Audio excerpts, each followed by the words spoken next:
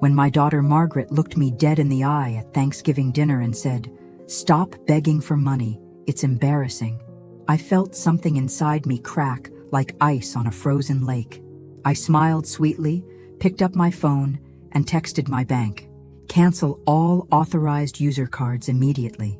By morning, all 3 of my ungrateful children would discover that their financial safety net had vanished faster than their respect for me. If you're watching this, subscribe and let me know where you're watching from. Let me back up and tell you how I, Eleanor Walsh, a 62-year-old retired high school English teacher from Ohio, ended up declaring war on my own children over mashed potatoes and stuffing.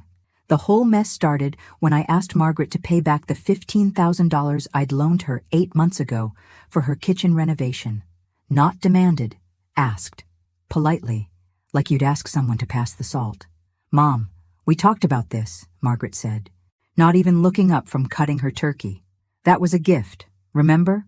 A gift." $15,000 was apparently a gift now. Just like the $8,000 for David's car down payment was a gift. And the $12,000 for Sarah's credit card debt was also a gift. Funny how I didn't remember agreeing to give away $35,000 of my retirement savings as gifts. "Actually, honey, I have the text messages where you promised to pay it back by Christmas," I said, keeping my voice light. "I thought we could discuss a payment plan." That's when Margaret dropped her fork and gave me that look.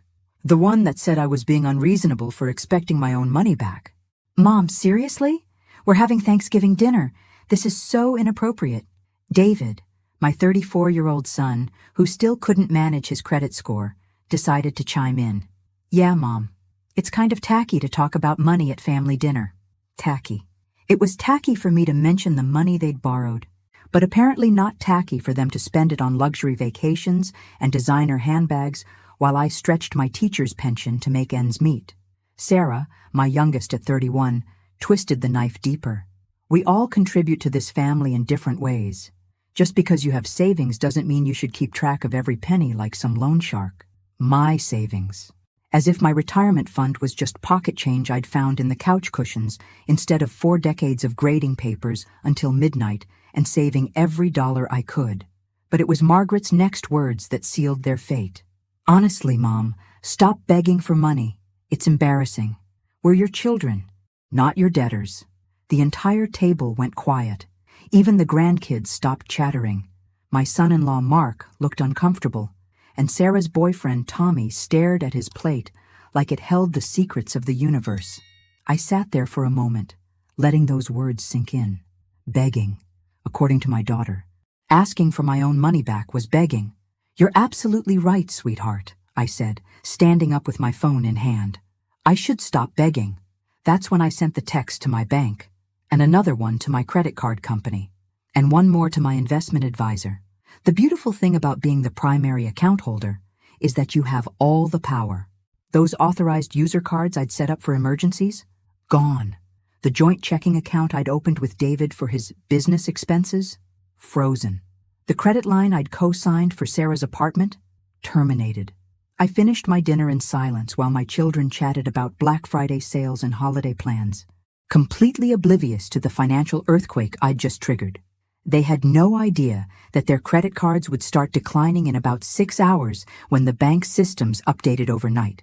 But I knew. And for the first time in months, I was smiling a real smile. How did I become the family ATM? The transformation happened gradually after my husband Tom died 3 years ago, starting with a phone call that seemed so innocent at the time. "Mom, I need help." Margaret's voice was tearful, desperate. It was January 2022, 2 months after Tom's funeral, and her husband Mark had just taken a pay cut at his job. They had 2 kids and a mortgage that was suddenly too expensive. What widow wouldn't help her struggling daughter? I wrote that first check for $3,000 without hesitation. It was supposed to be temporary, just until they adjusted to the reduced income. Margaret promised to pay me back in 6 months when Mark's performance review came up. 6 months passed. No mention of repayment, but plenty of mentions of other problems that required financial solutions. Instead, Margaret called again. The kids needed school supplies and new clothes, and money was tight. Could I help with $500? Of course I could. I was their mother, and they were still grieving their father too. Then David's car broke down. Then Sarah needed help with her moving expenses. Each time they promised to pay me back when things stabilized. Things apparently never stabilized, but their requests certainly got bigger. By early 2024, I was practically funding their entire lifestyle, Margaret's kitchen renovation, David's investment opportunity that turned out to be a cryptocurrency scam, Sarah's credit card bills from shopping sprees I couldn't afford for myself. The irony? While I was emptying my savings to keep them afloat, I was eating generic soup for dinner and wearing the same cardigans I'd owned for a decade. My own children thought I was wealthy because I helped them, but I was slowly draining my teacher's pension to subsidize their middle-class lifestyle. I told myself it was temporary. I told myself they'd remember my generosity when they got back on their feet. I told myself a lot of things that turned out to be complete nonsense. The wake-up call should have been David's birthday party last year. I gave him a check for $2,000 to help with his rent, and an hour later, I overheard him telling his girlfriend's parents that his rich mom always came through when he needed cash. Rich. The woman who hadn't bought herself new shoes in 2 years was rich according to her son. But I kept writing checks because that's what mothers do, right? We sacrifice for our children. We put their needs before our own. We give until it hurts, and then give some more. What I didn't realize was that my children had stopped seeing me as a person with my own needs, and started seeing me as a resource to be managed. I wasn't their mother anymore. I was their personal bank, and they'd gotten very comfortable making withdrawals without any intention of making deposits. The Thanksgiving dinner was just the final straw. After 2 years of bleeding money and getting nothing but attitude in return, Margaret had the audacity to act like I was the problem for wanting my own money back. Well, I thought as I watched my phone light up with frantic calls that I was definitely not going to answer, they were about to learn exactly what kind of problem their mother could be when she stopped being so accommodating. You want to know the real kick in the teeth? It wasn't just the money. It was everything I'd sacrificed for these kids over the years, only to be treated like I was inconveniencing them by existing. Take Margaret's wedding in 2015. She wanted the perfect Pinterest wedding, but their budget was more Walmart than Nordstrom. So guess who stepped in? I used $12,000 from my teacher retirement fund to pay for the photographer, the flowers, and the open bar because my daughter deserved her dream day. The thank you card I received had my name spelled wrong. Eleanor was apparently too difficult to remember correctly. Or David's college graduation in 2018. He needed professional attire for job interviews, so I bought him 3 complete outfits. Investment in his future, I called it. He wore those suits to land his current job, the one that pays him enough to afford his trendy apartment, but somehow never enough to pay back his mother. And Sarah. Sweet Sarah, who called me crying at 2 a.m. when her boyfriend dumped her, when she got fired from her retail job. When she needed someone to listen, I was always there, always ready to write a check or offer a shoulder to cry on. But when I mentioned at Easter that I was thinking about getting my furnace repaired, you know what Sarah said? Mom, you should really learn to budget better. It's not healthy to stress about money at your age. Budget better. The woman whose credit cards I'd paid off twice was giving me financial advice. The truth is, I'd become invisible to them except when they needed something. They'd show up for Sunday dinners with empty hands and full appetites, complaining about their problems while I served meals I cooked from clearance groceries. Margaret would vent about her marriage troubles while I did her family's laundry for free. David would lecture me about politics while I helped him move apartments for the 4th time in 3 years. Sarah would scroll through her phone while I babysat her cat every weekend. I was the unpaid therapist. Babysitter, housekeeper, and bank all rolled into one convenient mother-shaped package. But here's what really gets me. They genuinely believed they were doing me favors by spending time with me. Like I should be grateful that my successful, independent children bothered to include their lonely old mother in their busy lives. Margaret actually said that to me once. Mom, we make an effort to visit you because we know you get lonely since Dad died, but you can't expect us to solve all your problems. My problems. Apparently, wanting my own money back was my problem, not their problem for taking it in the first place. the night after Thanksgiving. While my phone buzzed incessantly with their increasingly frantic calls, I sat in my quiet house and made a detailed list. Every loan, every gift, every favor I'd done over the past 3 years since Tom died. The total came to just over $53,000 in cash, plus countless hours of free labor and emotional support. $53,000 I'd never see again, given to children who thought asking for it back was embarrassing. Well, they hadn't seen embarrassing yet, but they were about to learn what real embarrassment looked like. My phone started ringing at 6:47 a.m. on Black Friday. Margaret's name flashed on the screen, but I was busy drinking my coffee and reading the newspaper like any other normal Friday morning. Why rush to answer? I had nowhere to be and all the time in the world. By 7:30, I had 15 missed calls and a string of text messages that would have been hilarious if they weren't so pathetically predictable. Mom, my card was declined at Target. There must be some mistake. Mom, call me. Something's wrong with the bank. Mom, answer your phone. This is urgent. I finished my crossword puzzle and started on the Sudoku before I even looked at the messages. David was next to panic. Mom, what the hell? My card doesn't work and the joint account is frozen. Did you do something? Such a bright boy, my David. Only took him 4 hours to figure out that Mommy wasn't playing anymore. Sarah's message was my personal favorite. Mom, this is really mature. Are you seriously going to ruin our credit over a family disagreement? A family disagreement. That's what we were calling systematic financial exploitation now, apparently. I made myself a nice breakfast. Scrambled eggs with cheese, fresh fruit, real orange juice instead of the powder mix I'd been buying to save money. Might as well enjoy the luxury of a peaceful morning before the storm really hit. At 10:15, Margaret finally showed up at my front door. I could see her through the peephole, pacing on my porch like a caged animal. Her face was red, and she kept checking her phone every 5 seconds. I opened the door wearing my most innocent smile. Good morning, sweetheart. You're up early for a holiday.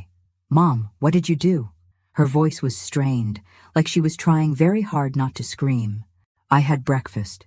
Eggs were perfect. Would you like some coffee? This isn't funny. Our cards aren't working. Mark had to abandon his shopping cart at the grocery store. The kids are asking why Daddy can't buy their Christmas presents. Oh, the children. Of course she'd bring up the children. Have you tried paying with your own money? Margaret's jaw dropped. What do you mean, our own money? You gave us access to those accounts. I gave you emergency access to my accounts for actual emergencies, not for funding your lifestyle while you ignore your debts to me. Her face went from red to white. Those were gifts, Mom. You said... I never said any such thing. I have every text message, every email, every written promise you made to pay me back. Would you like me to read them to you? That's when the tears started. Big, dramatic tears, like when she was 7 and didn't get her way at the toy store. Mom, please. We can't afford groceries without those cards. The kids need clothes. Christmas is coming.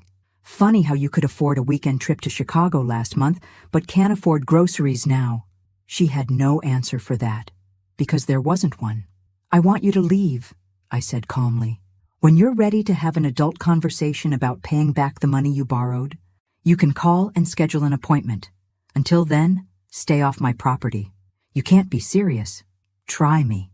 After she left, I did something I hadn't done in years. I took a long, hot bath with expensive bath salts I'd been saving for a special occasion. Then I painted my nails burgundy and ordered Thai takeout for dinner. It felt like Christmas morning, and my birthday rolled into one. The family intervention was David's idea. He called Sunday evening, using his most reasonable voice, the one he'd perfected for explaining to his boss why he was late again. Mom, we need to sit down and work this out like adults. This has gone too far. I agreed to meet them at Margaret's house Tuesday evening. Not because I was ready to cave, but because I was curious to see what kind of strategy they'd cooked up over the long weekend. I arrived exactly on time, wearing my best navy dress and the pearl necklace Tom had given me for our 20th anniversary. If we were having a family meeting, I was going to look like the dignified, successful woman I'd forgotten I could be. They were all there, Margaret and Mark, David and his girlfriend Jessica, Sarah and her current boyfriend, whose name I couldn't be bothered to remember. They'd arranged themselves around the living room like a tribunal, all serious faces and folded hands. Margaret had obviously been elected spokesperson. "Mom, we've been talking, and we think you're having some kind of emotional breakdown." I nearly laughed out loud. An emotional breakdown. Because holding people accountable for their debts was a sign of mental instability. "We're worried about you," David chimed in. "This isn't like you. You've always been so generous and understanding." Understanding. Yes, I'd been very understanding while they picked my financial bones clean. Sarah leaned forward with her most sympathetic expression. "Mom, we know Dad's death was hard on you. Maybe you should talk to someone. A grief counselor or therapist." There it was. The grief card. Because obviously, the only reason a woman would want her money back was unresolved trauma, not basic common sense. "You think I'm having a breakdown because I want you to honor your debts?" I asked pleasantly. "Mom, those weren't debts," Margaret said. Exasperated. "Family helps family. You helped us, and someday we'll help you." "When? When exactly will that magical someday arrive? Because I've been waiting 3 years for it to show up." Mark, bless his heart, tried to play mediator. "Mrs. Walsh, maybe we could work out a payment plan. Something reasonable that works for everyone." "You mean like the payment plan Margaret agreed to last spring? The one where she was going to pay me $500 a month starting in June? Because unless my math is completely wrong, that means she currently owes me $3,000 just in missed payments." The room went very quiet. "Or maybe we could follow David's plan, where he was going to pay me back from his tax refund." "That was 18 months ago, David. Did you forget to file taxes, or did you just forget about me?" David's face was getting red. "Mom, you're being accurate?" "Yes, I am being accurate. Sarah, would you like to tell everyone about your plan to pay me back from your promotion at the department store?" Sarah's face crumpled. "Mom, stop. The promotion you got 10 months ago. The one you celebrated with a shopping spree that you documented on Instagram for everyone to see." I stood up, smoothing down my dress. "Here's my payment plan. You have 60 days to return every penny you borrowed, with a reasonable payment schedule we all agree to in writing. Or I consult with a lawyer about my options." The silence was deafening. "You can't sue your own children," Margaret whispered. I smiled at her. "Watch me." Thursday morning brought the first sign that my children were finally taking me seriously. Sarah showed up at my house at 8 a.m. with an envelope full of cash, $200, which she claimed was everything she had in her checking and savings accounts.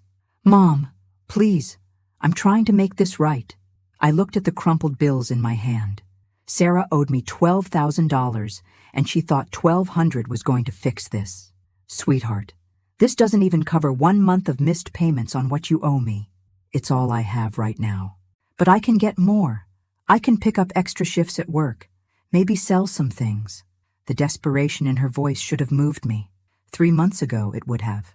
But that was before I discovered exactly what my children really thought of me. "Sarah, sit down. We need to talk." She perched on the edge of my couch like she was ready to bolt at any second. "When you were 18, you overdrew your checking account and came to me for help. Do you remember what I told you about managing money?" Her face went pale. "That borrowing money creates an obligation, and obligations have to be honored. And what did I say about family and trust? That family relationships should be built on respect, not convenience.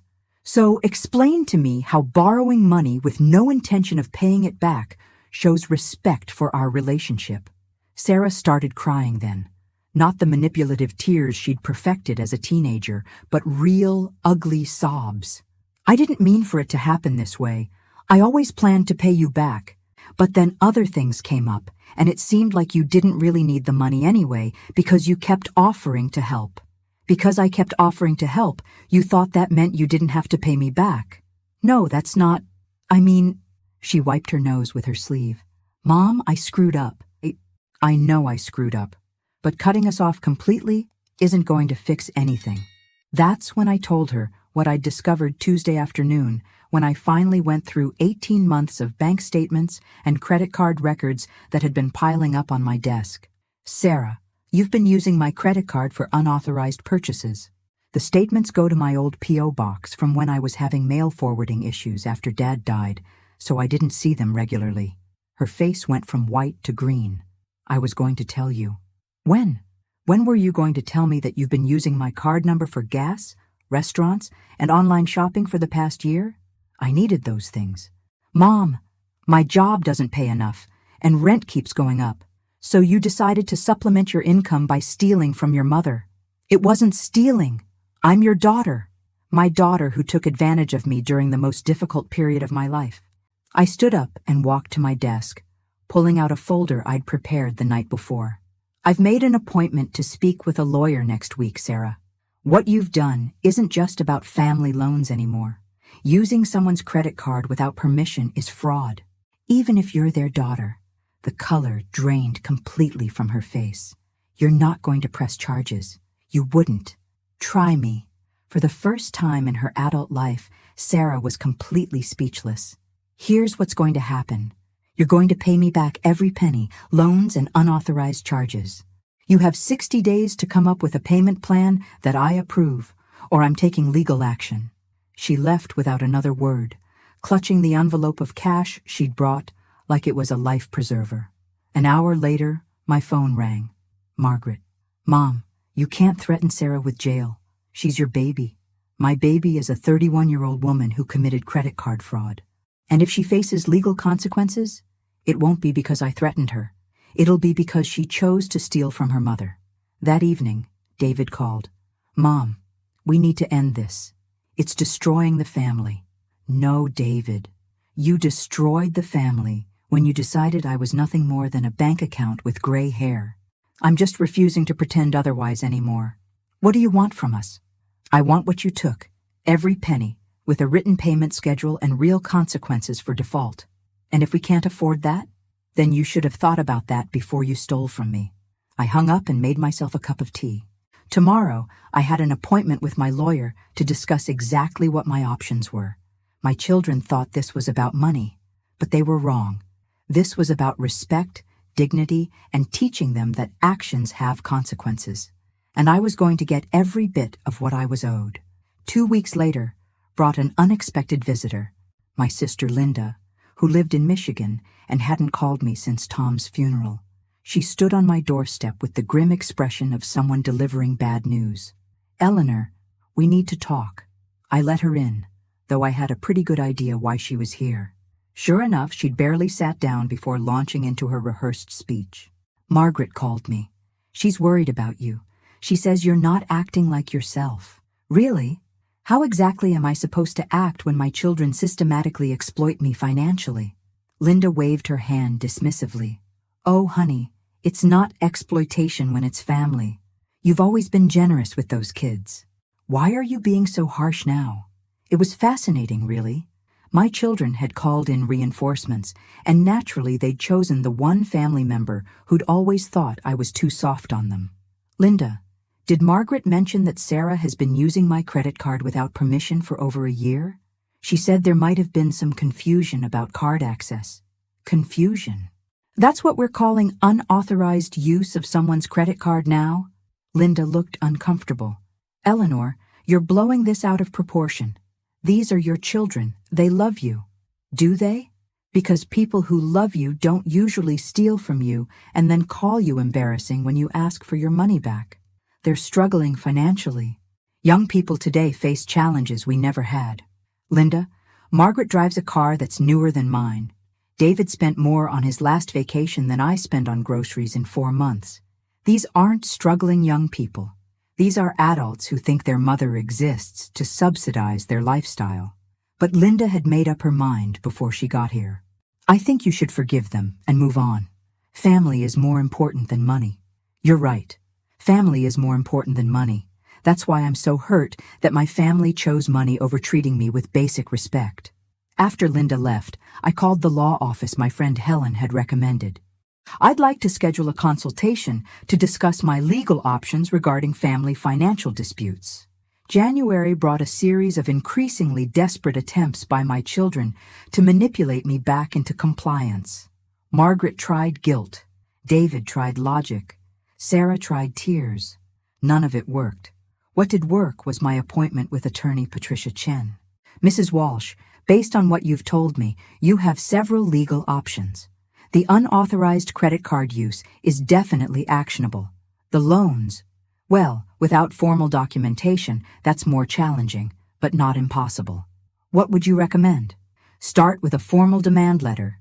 Give them 90 days to respond with a payment plan. If they don't comply, we can discuss litigation. That afternoon, certified letters went out to all 3 of my children. Official, legal, and absolutely terrifying. The response was immediate and predictable. Margaret called, sobbing. David showed up at my door, angry. Sarah sent a text message calling me heartless, but none of them offered to pay me back. February brought the most interesting phone call I'd received in years. It was from Janet Morrison, Tom's former business partner. Eleanor, I hope you don't mind me calling, but I received a rather strange inquiry last month about Tom's old accounts. My blood went cold. What kind of inquiry? Your son David called asking about business records and whether there were any assets that might have been overlooked during estate settlement. I sat down hard in my kitchen chair. What did you tell him? Well, I couldn't share specific details without proper authorization, of course, but I found it odd that he seemed focused on whether Tom had any separate business accounts or investments. Janet, did Tom ever mention anything to you about accounts I didn't know about? There was a long pause. Eleanor, I probably shouldn't say this, but yes. Tom had a small business account for his consulting work. Nothing huge, maybe $20,000 or $30,000. He said he was saving it as a surprise for your retirement. My hands started shaking. Tom had kept money secret, even if his intentions were good. And somehow David knew about it. Did David have any legal right to that information?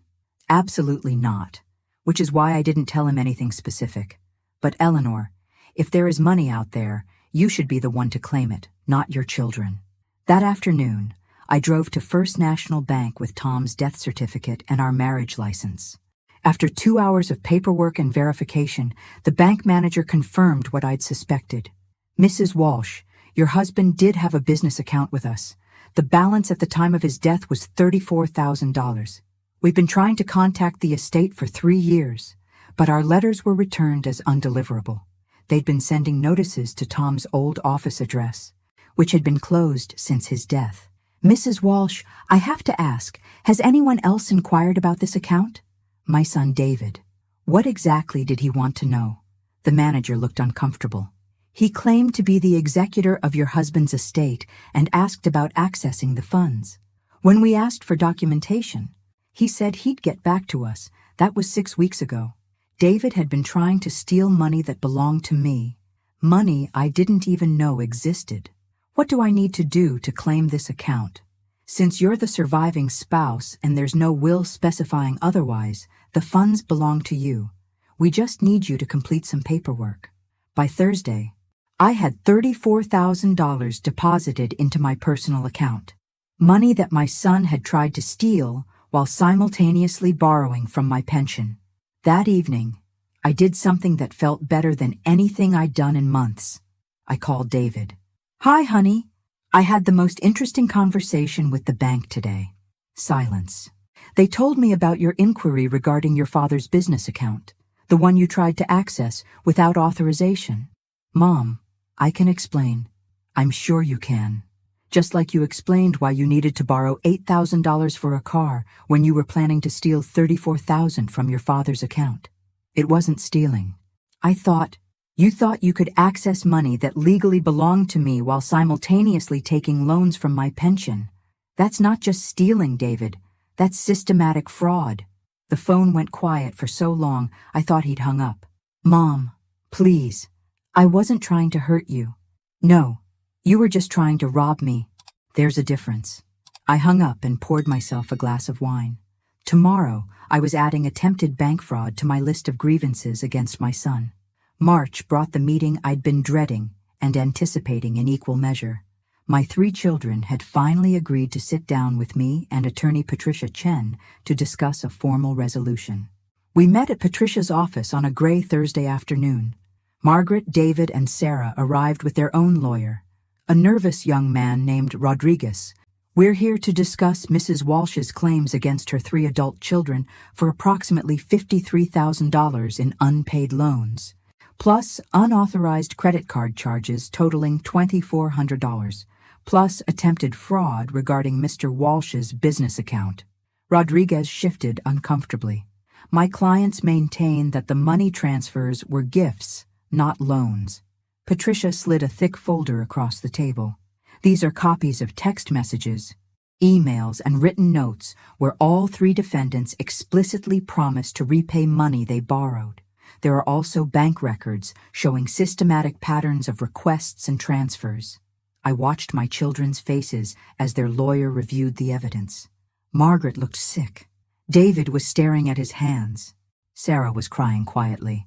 Furthermore, Patricia continued, we have evidence that Mr. David Walsh attempted to access a bank account belonging to his deceased father without proper authorization. The bank has confirmed that Mrs. Walsh is the legal owner of those funds. Rodriguez looked defeated. What are you asking for? Full repayment of all loans with interest, reimbursement for unauthorized credit card charges, and a formal payment plan with legal enforcement mechanisms. And if they can't afford that? Patricia's smile was razor-sharp. Then we'll see them in court. The negotiations took 4 hours. In the end, my children agreed to repay $55,400 in total, $53,000 in loans, plus $2,400 in unauthorized charges. Pay interest at 6% annually from the original loan dates. Submit to a 3-year payment plan with automatic deductions from their paychecks. Cover all legal fees. If they defaulted, I could garnish their wages or place liens on their property. As we left the law office, Margaret grabbed my arm. Mom, please, can't we work this out as a family? I looked at her with the calm clarity that comes from finally seeing the truth.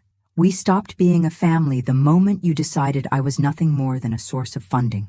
This is just business now. That evening, I celebrated with dinner at the nicest restaurant in town.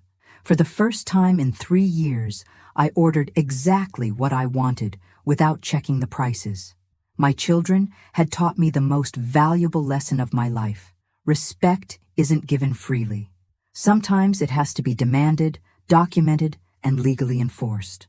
But they'd also given me something else. The motivation to stop living my life for other people's approval and start living it for myself. By May, the monthly payments were coming in like clockwork. Margaret, $587 per month for 3 years. David, $634 per month for 3 years. Sarah, $421 per month for 3 years. It was amazing how responsible they became when their wages were being garnished automatically. But the real surprise came when I decided to sort through Tom's papers more thoroughly. Hidden in his desk drawer, I found a manila envelope marked, "For Eleanor, open after my death." Inside was a letter that changed everything I thought I knew about my marriage. My dearest Eleanor, if you're reading this, I'm gone, and there are things you need to know. The business account Janet probably told you about was supposed to be a surprise for our 35th anniversary. I wanted to take you to Ireland like we always planned. But there's more. I've been having symptoms I haven't told you about. Memory problems, confusion. I was terrified I was developing dementia like my father, and I didn't want to burden you with another sick husband to care for. I told David about the account because I was afraid I might forget about it entirely, and I wanted to make sure you got the money eventually. I never meant for him to try to access it himself. I also want you to know that I've been proud of you every day of our marriage. You're stronger than you know, smarter than you give yourself credit for, and you deserve better than a husband who was too proud to share his fears. Don't let the children take advantage of your kindness the way I sometimes did. You have my permission to be selfish for once. All my love, Tom P.S. There's a safety deposit box at Second National. The key is taped under my jewelry box. Happy anniversary, my love. I sat in his study for an hour, crying for the husband I'd lost and the fears he'd carried alone. But I also felt something else. Relief. Tom hadn't been trying to deceive me. He'd been trying to protect me while dealing with his own terror about losing his mind. The safety deposit box contained another surprise: $15,000 in savings bonds and a simple jewelry box with a note. For the strong, beautiful woman who deserves better than a man who kept secrets. I drove straight to the bank and deposited the bonds. Then I did something I hadn't done in 15 years. I went shopping for myself. New clothes, new shoes, a proper haircut at an expensive salon. That evening, I called each of my children. "I found your father's letter," I told them. "I understand now why David knew about the account, but that doesn't excuse trying to access it without telling me." Margaret was the first to speak. "Mom, we didn't know about Dad's health fears. He never said anything to us. Your father was a proud man who didn't want to worry anyone. But that's not an excuse for how you've treated me since his death." "We're sorry," Sarah said, and for the first time, she sounded like she meant it. "Sorry doesn't give me back 3 years of being treated like an ATM. But it's a start." David cleared his throat. "Mom, when the payments are done, do you think we can try to rebuild our relationship?" I thought about that for a long moment. Maybe, but it will be a different relationship, one based on mutual respect, not obligation or convenience. "We understand," Margaret said. "I hope you do, because the woman who wrote checks just to keep the peace is gone. You're going to have to earn your way back into my life." For the first time since Tom died, I felt like myself again. Strong, independent, and finally free. 2 years later, I was sitting in my new apartment in a lovely senior community outside Columbus, reviewing my monthly statements with profound satisfaction. All 3 payment plans were current. In fact, David had just made his final payment 2 months early. My phone rang. It was Margaret. "Mom, I wanted to call because David told us he's finished paying you back, and we wanted to ask, would you consider having dinner with us, all of us together?" I looked out my window at the garden I'd planted in the community plots. Tomatoes, herbs, flowers chosen because I liked them, not because they were practical. "What kind of dinner are we talking about, Margaret?"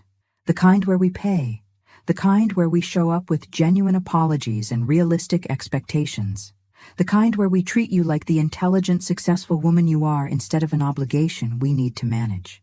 That was perhaps the most mature thing any of my children had said to me in 5 years. "When did you have in mind?" "Whenever you're free. We know you have bridge club on Tuesdays, book group on Thursdays, and volunteer work on weekends. We can work around your schedule." They'd been paying attention to my life. That was progress. Saturday evening would work, 7 o'clock. "And Margaret?" "Yes." "Mom, I'll choose the restaurant." The dinner was not a magical healing moment. There were no tears, no dramatic declarations of forgiveness, no promises that everything would go back to the way it used to be. But there was something better: respect. Sarah brought photos of her new apartment, the one she was paying for entirely on her own. David talked about his promotion at work and how managing debt payments had taught him to budget properly. Margaret mentioned that she and Mark had started marriage counseling to work on their communication issues. None of them asked me for anything. None of them made jokes at my expense. When the check came, they divided it 3 ways and wouldn't let me contribute a penny. "Mom," David said as we were leaving, "I want you to know that paying you back wasn't punishment. It was the best thing that ever happened to me. I learned what money actually costs. I learned what respect means," Sarah added. Margaret hugged me at my car. "I learned that my mother is tougher than I ever gave her credit for, and I'm glad you didn't let us destroy that." As I drove home, I thought about the woman I'd been 3 years ago, grieving, lonely, desperate to maintain relationships even when they were harmful to me. That woman was gone.